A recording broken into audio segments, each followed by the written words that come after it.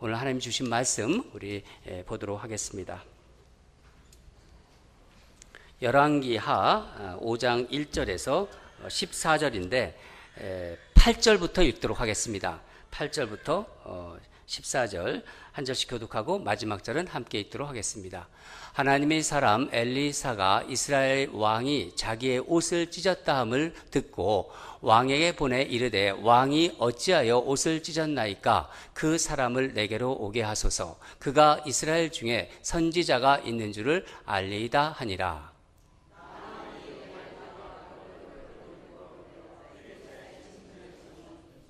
엘리사가 사자를 그에게 보내 이르되 너는 가서 요단강에 몸을 7번 씻으라. 내 살이 회복되어 깨끗하리라 하는지라.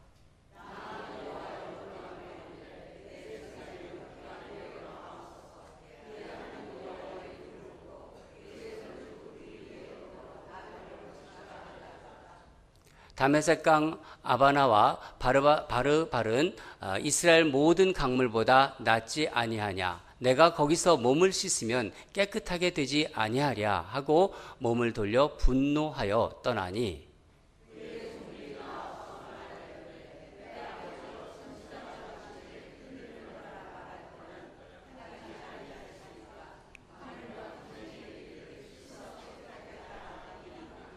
함께 읽겠습니다.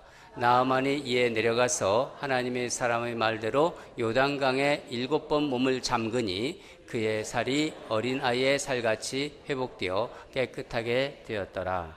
아멘. 오늘 말씀 제목은 불쾌한 복음입니다. 불쾌한 복음.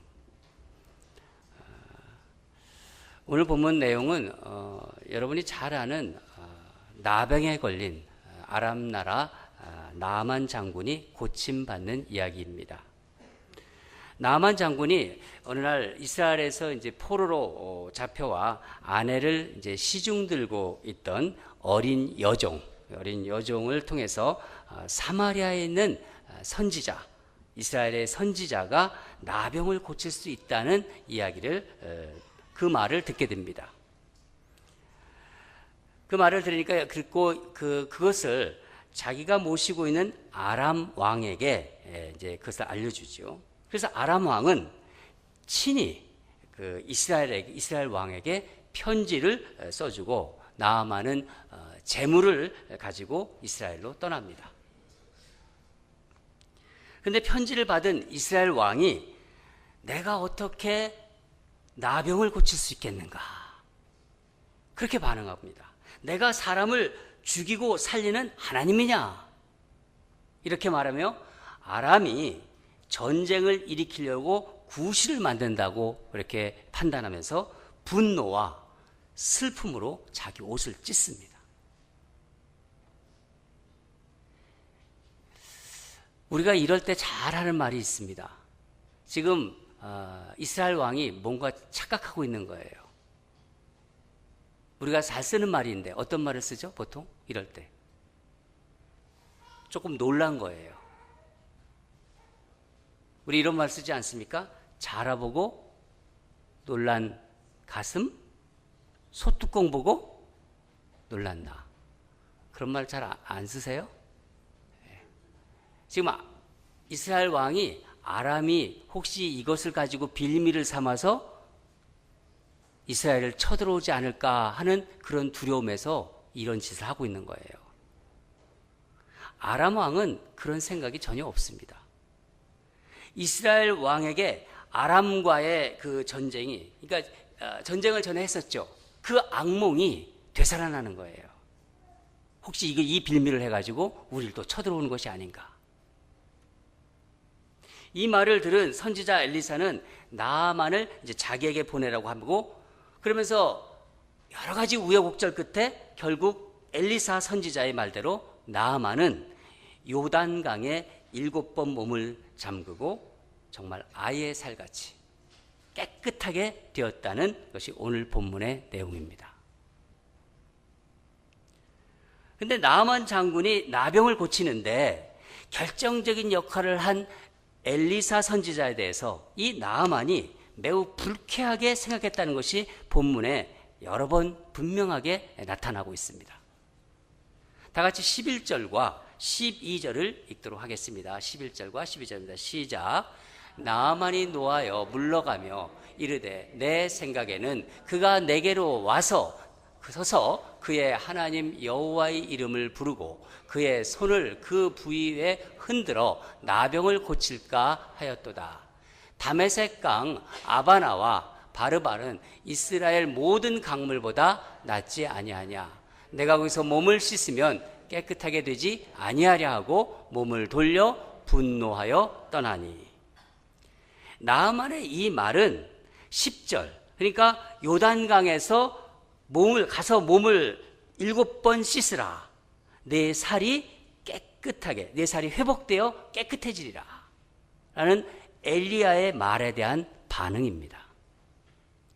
여러분, 불치병인 이 나병이 나을 거라는 구원의 메시지는 나만 장군에게는요, 그야말로 복음이 아닙니까? 지금 나병을 걸려서 어떻게 될지도 모르는 상황인데 고칠 수 있다는 이 말은 정말 복음이 아닙니까? 그런데 나아만이 엘리사의 말을 듣고 지금 어떤 반응을 보이고 있나요? 오히려 화가 치밀어 올라 분노하고 있어요. 이왕에 이스라엘 땅까지 왔으니까 그곳에서 병이 다 나아서 깨끗해서 돌아가면 얼마나 좋겠습니까? 그런데 화를 내면서 다메섹 강이니 이스라엘 강이니 하면서 분노를 터뜨린 이유가 무엇일까요? 복음을 들었는데 오히려 분노를 터뜨리고 있는 거예요. 복음을 들었는데.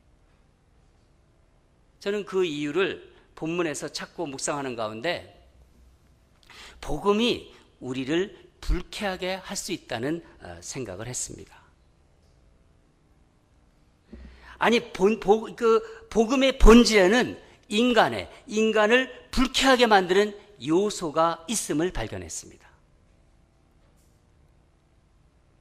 아람 왕의 군대 장관 나아만은 어떤 사람입니까?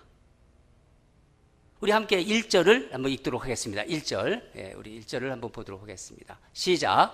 아람 왕의 군대 장관 나아만은 그 주인 앞에서 크고 존귀한 자니 이는 여호와께서 전에 그에게 아람을 구원하게 하셨습니다. 그는 큰 용사이나 나병 환자더라. 나아만 장군은요, 아람을 전쟁에서 승리로 이끈 영웅이었습니다. 그는 아람 왕이 어떻게 생각하냐면 아람 왕 앞에서 크고 존귀한 자가 되었고 아람 왕 다음에 막강한 권력을 가지게 되었어요. 거의 제2인자라고 불릴 수도 있는 거죠. 그런데 그는 어떻게 됐다고요? 불행히도 나병 환자였대요. 그 당시 나병 환자라면요, 거의 포기하는 거예요. 그는 큰 용사이나 나병 환자더라. 저는 이 구절을 계속해서 묵상하는 가운데 마음이 이렇게 짠하게 되더라고요. 마음이 짠하게.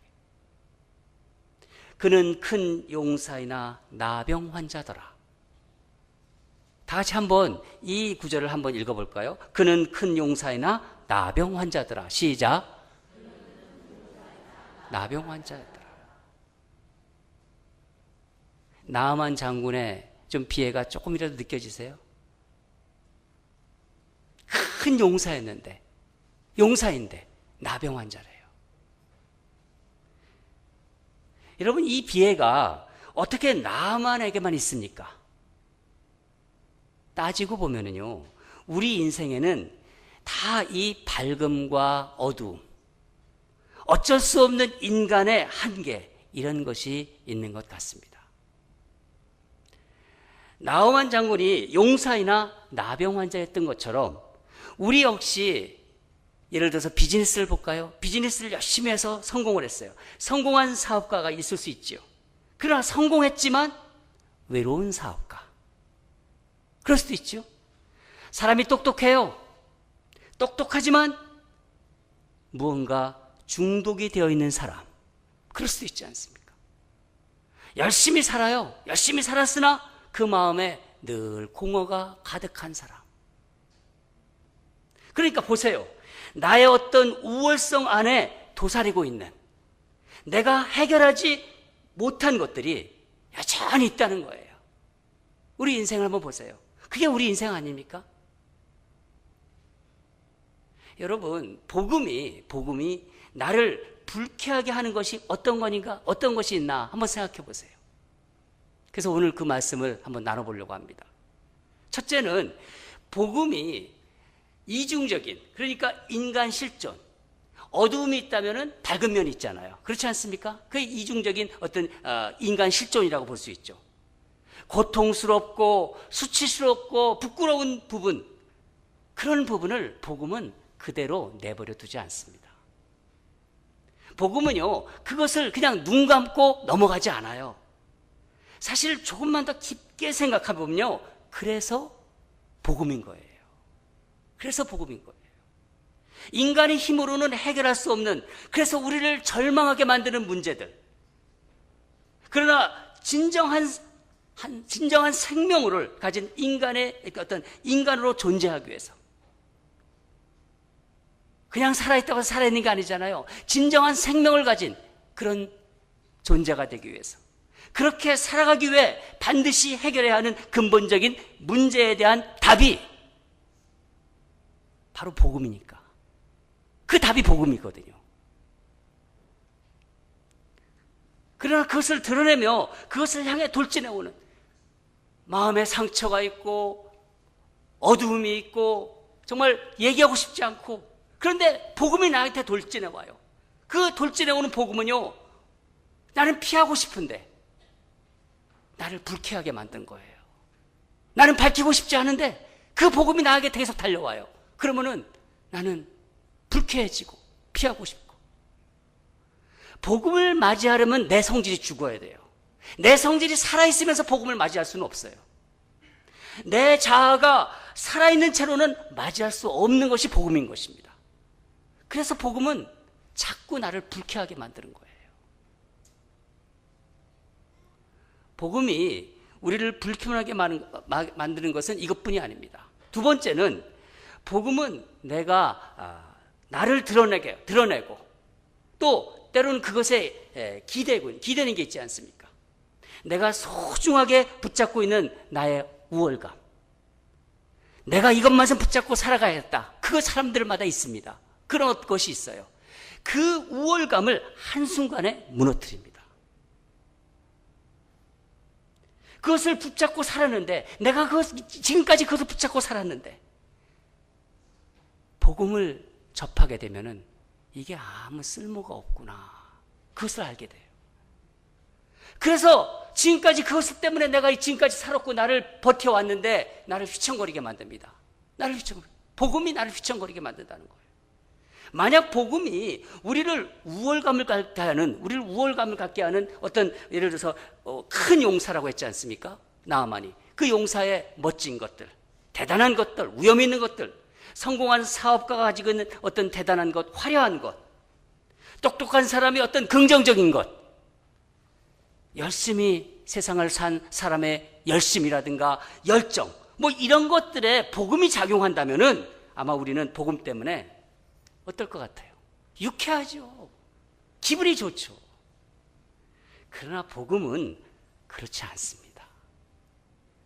9절을 보면은요, 나아만이 엘리사의 집을 갈 때 뭐를 가지고 가냐면요, 말들과 병거들을 거느리고 갔다고 합니다. 여러분, 병거는 어디에 사용하나요? 싸움. 아주 우리 이양복 장로님은 연세가 드셔도 아주 총기가 좋으세요. 그냥 싸움 딱 나오잖아요. 전쟁입니다. 네. 전쟁에서 사용하는 수레잖아요. 그래서 이 말이 두 마리가 이제 끌잖아요. 그리고 뒤에 수레가 있고 바퀴가 이렇게 있지 않습니까? 그러면서 전쟁에서 사용해서 활도 쏘면서 전쟁을 하는 그런 이 수레입니다. 그렇게 그런 용도로 만든 것이죠. 나만 지금 전쟁하러 가는 거예요? 아니잖아요. 그렇지 않습니까? 왜 이 병거들을 가지고 갔을까요? 일종의 퍼레이드용입니다. 퍼레이드.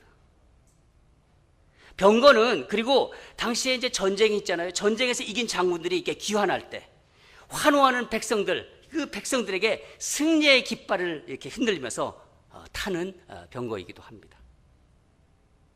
또한 그에게는 5절을 보면은 떠날 때 가지고 온 것들이 있어요. 뭐죠? 은 10달란트, 그리고 금 6,000개와 의복 10벌도 있었습니다. 여러분, 이게 무엇을 의미하는 것입니까? 자신의 가지고 있는 막강한 힘과 재력을 보여주려고 하는 거예요. 나 이런 사람이야, 이런 거. 하지만 이건 역시 그의 나병을 고치는 데는 아무 소용이 없어요. 아무 소용이 없어요. 여러분, 우리는 내가 가지고 있는 것이 중요한 것임을 인정받고 싶어 해요. 우리 마음에 그런 것이 있습니다.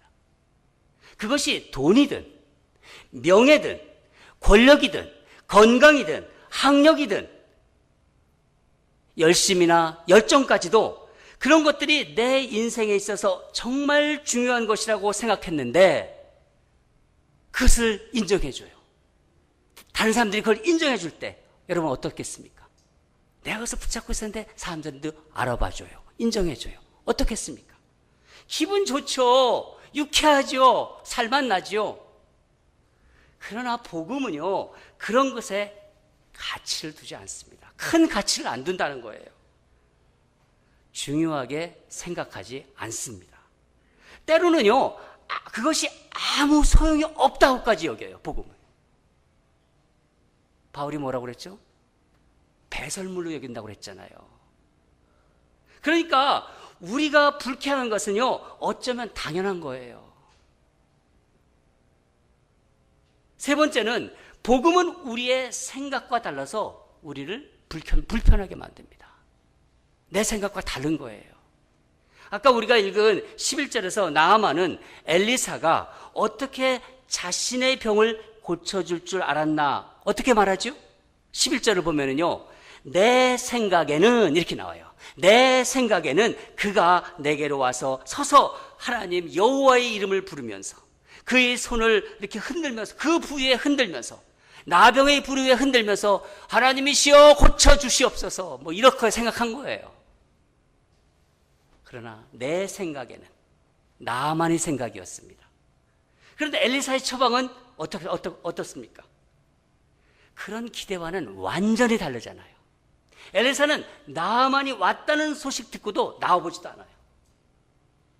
사자를 시켜서 전하는 말이 고작 자기 나라에 가 있는 강에 비하면요, 개천에 불과한 요단강에 가서 몸을 7번 씻으라는 말만 합니다.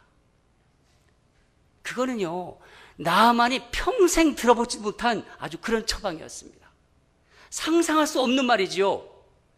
말들과 병거를 타 거느리고 나타난 이 큰 용사에게는요, 정말 이런 말은 당황스럽고 시시하고 애들 장난 같은 유치하고 한마디로 모양이 전혀 나지 않는 그런 것이었습니다. 그러니까 불쾌한 게 당연하죠. 불쾌하죠. 그것뿐인가요? 지금 아람과 이스라엘은 전시는 아니에요. 싸우고 있는 중은 아닌데 이 두 나라가 과거에 두 차례의 전쟁을 치루한 사이입니다. 장군을 보고 칼을 내려놓아라, 갑옷을 벗고 발갑옷을 하는 그 말은 무슨 의미입니까? 어떻게 보면 항복해라 너는, 이렇게 생각할 수 있지 않습니까? 여기엔 분명히 음모가 있다. 나를 무장 해제시킨 다음 어떻게 하려고 하는 것이다. 꼭 요단강에서 몸을 7번 씻는 방법으로 나병을 고칠 이유가 있는가? 그런 생각할 수 있지 않습니까? 강물에서 몸을 씻어야 한다면 아람의 강이 이스라엘 강보다는 훨씬 깨끗하지 않는가? 여러분, 이런 생각은요, 나만 장군만 아니라 우리도 생각할 수 있어요. 내 생각을 얘기할 수 있다는 것입니다. 그래서 나아만은요, 화가 나서 아람으로 되돌아가려고 했던 거예요. 여러분, 복음은 내 생각, 내가 붙잡고 있는 상식, 이거 상식이야, 그렇게 얘기하잖아요. 이거는 누구나 통하는 얘기야. 고정관념, 나의 자존심과 충돌하게끔 되어 있어요. 충돌합니다. 그래서 복음은 우리를 불쾌하게 한다는 거예요. 나아만도 자기를 불치병에서 고칠 수 있는 방법을 들었지만 불쾌했습니다. 그것이 복음으로 들리지 않고 불쾌했다는 거예요. 그러나 나아만을 향한 하나님의 은혜와 하나님의 계획은 나아만을 붙잡고 있었나 봅니다. 하나님은 그 위기 순간에, 정말 영어로 치면은요, 주연들이 나오잖아요. 이 주연들 사이에 놀라운 조연을 등장시킵니다. 바로 누구냐면 나아만 장군의 종들입니다. 다 같이 13절을 읽도록 하겠습니다. 13절 시작. 그의 종들이 나와서 말하여 이르되 내 아버지여, 선지자가 당신의 큰일을 행하라 말하였다면 행하지 아니하였으리까? 하물며 당신에게 이르기를 씻어 깨끗하게 하라 함이니까 하니. 나아만이 종들의 말을 받아들여서 드디어 그의 발걸음을 돌려서 요단강 쪽을 이제 향하게 됩니다. 자기 생각에는 어처구니 없는 말이지만은 그래도 순종합니다. 위험도 감수하죠. 칼도 내려놓고 갑옷도 벗습니다. 이제 그는 더 이상 아람 군대의 장군도 아니고 용사도 아니고 권력자도 아닙니다. 그저 불치병에 걸린 연약한 한 인간으로서 하나님 앞에 지금 서 있는 거예요. 장군도 아니고 권력자도 아니고 벌거벗은 채로 하나님 앞에 서 있는 것입니다. 그리고 그의 목숨을 오직 주님께 맡기고 있는 거예요. 살려주시든지 죽이시든지 이제 내 생명은 하나님 여호와께 있습니다. 오직 주님 뜻대로 하시옵소서. 이것이 바로 나아만 장군이 여호와 하나님 앞에 보여드린 구원을 얻는 믿음이 되는 것입니다. 마침내 믿음으로 복음을 받아들인 것입니다. 나아만 장군의 치유 기사에서 또 하나 중요한 역할을 한 또 한 명의 조연이 있습니다. 바로 나아만 장군의 아내의 여종입니다. 자신은 아람 군대에 의해서 이스라엘에 잡혀와가지고 종이 된 신세지만은 주인인 나아만 장군의 나병을 안타깝게 생각해서 이스라엘 선지자를 소개합니다. 그 말을 들은 아내가 정말 지푸라기 잡는 심정으로 남편에게 이스라엘에 가면 고칠 수 있대요. 나병을 나을 수가 있대요. 그렇게 얘기하지 않았겠습니까? 여러분, 하나님께서는 나아만 장군을 위해서 이렇게 놀라운 주변에 조연들을 준비시켜 놓은 것입니다. 그리고 하나님께서는 나아만이 더럽다고 외면해버렸던 요단강에서 마치 문 밖에서 탕자를 기다리는 아버지같이 탕자가 나간 새 계속 문 밖에서 그 탕자를 기다리지 않습니까? 잃어버린 한 마리 양을 기다리는 목자같이 애타게 나아만을 기다리고 계신 것입니다.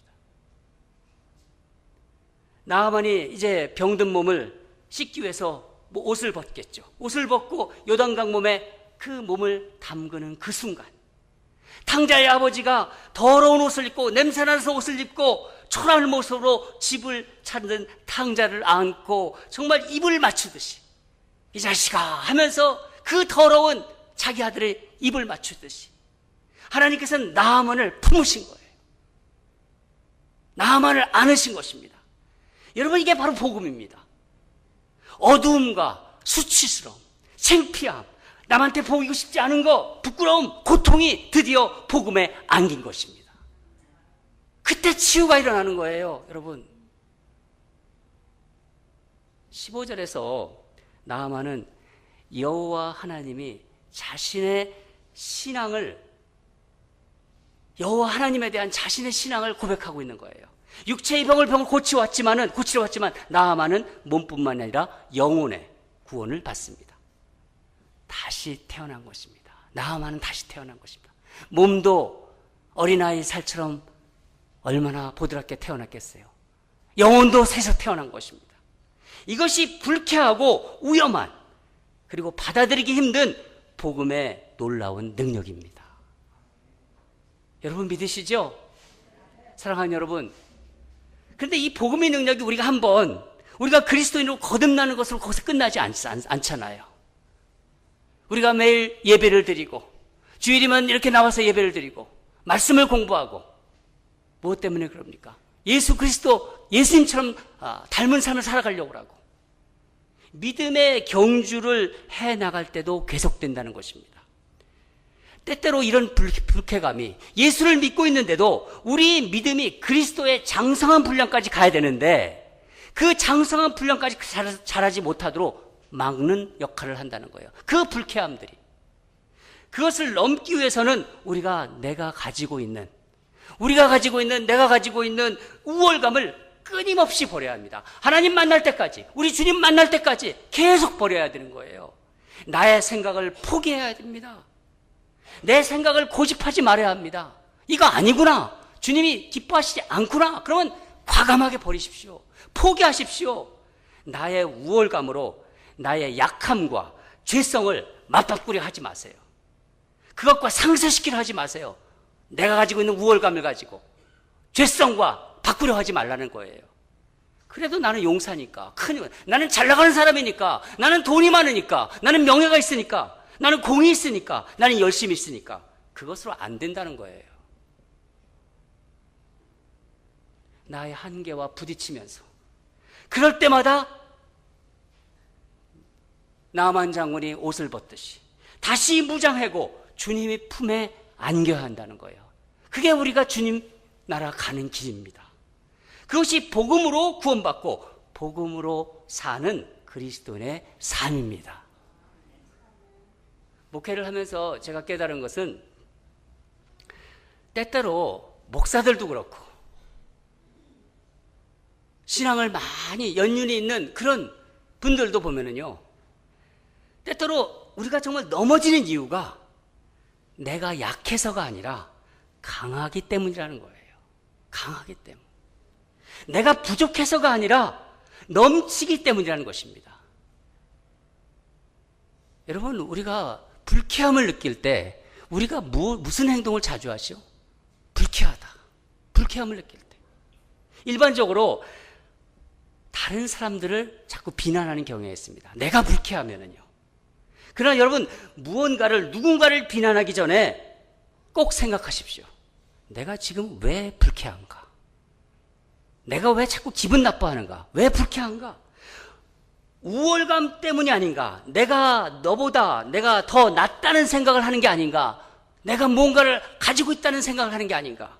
그렇다면 지금 나의 약함과 그 죄성을 바라보면서 지금이 다시 하나님의 은혜에 안길 때구나. 그렇게 생각하셔야 돼요. 내가 지금 다시 하나님의 품으로 돌아가야 될 때구나. 그것을 스스로 계속 물으셔야 되는 거예요. 지난 목요일부터 복음에 합당한 생활 소그룹 성경 공부를 시작했습니다. 거기서 한 분이 간증을 하셨는데 정말 죽을 수밖에 없었던 상황이었는데 하나님이 살려주셨다고. 그때 하나님의 은혜를 경험한 감격을 말씀하셨습니다. 저는 그 얘기를 듣고 있으면서 그게 그분만의 일인가요?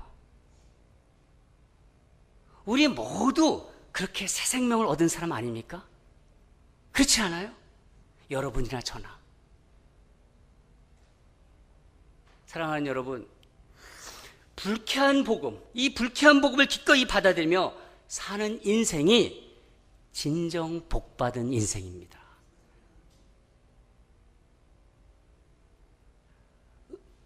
은혜로 사는 삶, 은혜를 아는 사람, 복음으로 사는 삶, 복음으로 살아간다는 거예요. 순간순간. 그런 우리 모두의 삶을 통해서 하나님의 영광이 그 사람의 삶에, 그 가정에, 교회에 하나님의 영광이 가득 차는 것입니다. 그렇게 우리가 한 걸음 한 걸음 살아갈 때 복음으로 살아가는 삶, 복음을 내 가정에서, 직장에서, 일터에서 끊임없이 싸워가면서 복음으로 살아가는 삶. 불쾌한 복음이지만은 나의 본성과 끊임없이 싸우러가면서 그럴 때 하나님의 영광이 그 사람의 삶에, 그 가정에, 그 우리 교회 안에 가득하게 넘칠 줄 믿습니다. 그렇게 살아가는 우리 모두가 되기를 주님 이름으로 간절히 축원합니다. 기도하겠습니다.